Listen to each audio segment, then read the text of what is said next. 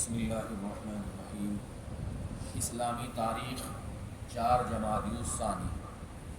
بادشاہوں کے نام دعوتی خطوط۔ صلح حدیبیہ کے بعد حالات قدرتی طور پر کچھ بہتر ہو گئے تو رسول اللہ صلی اللہ علیہ وسلم نے عرب کے امیروں اور دنیا کے بادشاہوں کے نام دعوتی خطوط بھیجنے کا ارادہ کیا، اور اس بارے میں صحابہ کرام رضوان اللہ تعالی علیہ مجمعین کو مسجد نبوی میں جمع کر کے خطاب فرمایا: اے لوگو، اللہ تعالیٰ نے مجھ کو پورے عالم کے لیے رحمت اور رسول بنا کر بھیجا ہے، اس لیے میری طرف سے دنیا کو یہ پیغام پہنچاؤ، اللہ تعالیٰ تم پر رحم کرے گا۔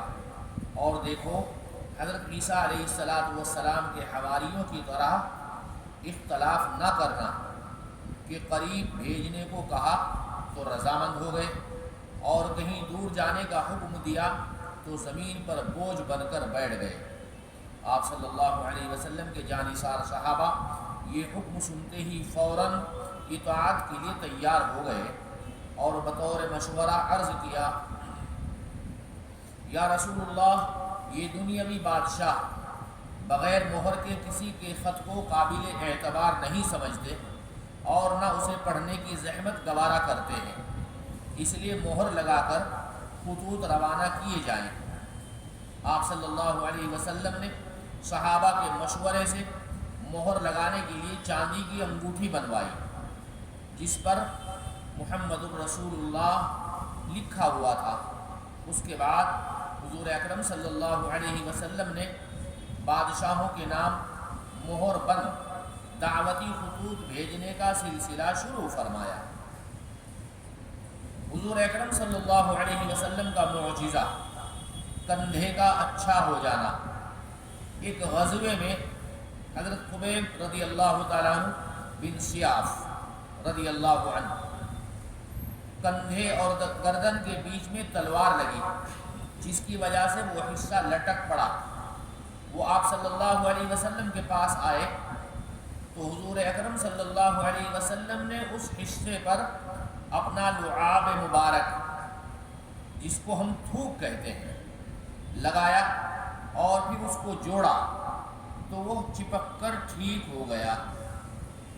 نہ کسی ڈاکٹر کی ضرورت پڑی، نہ کسی حکیم کی ضرورت پڑی، نہ کوئی سرجری کی، بلکہ اللہ کے نبی علیہ السلام کا لعاب، آپ کا تھوک اتنا قیمتی تھا کہ وہ ٹھیک ہو گیا ہے۔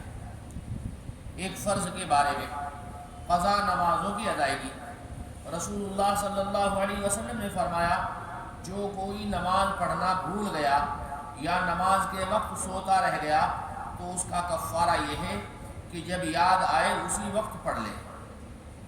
اگر کسی شخص کی نماز کسی عذر کی وجہ سے چھوٹ جائے یا سونے کی حالت میں نماز کا وقت گزر جائے تو بعد میں اس کو پڑھنا فرض ہے۔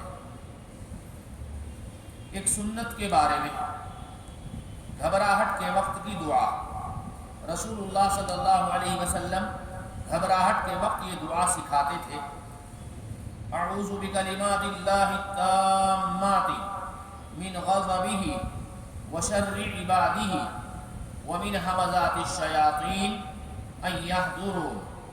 پناہ مانگتا ہوں میں اللہ کے کامل و مکمل کلمات کے ذریعے اس کے غضب اور عذاب سے، اور اس کے بندوں کے شر سے، اور شیاطین کے وساوس و اثرات سے، اور اس بات سے کہ شیاطین میرے قریب ہوں۔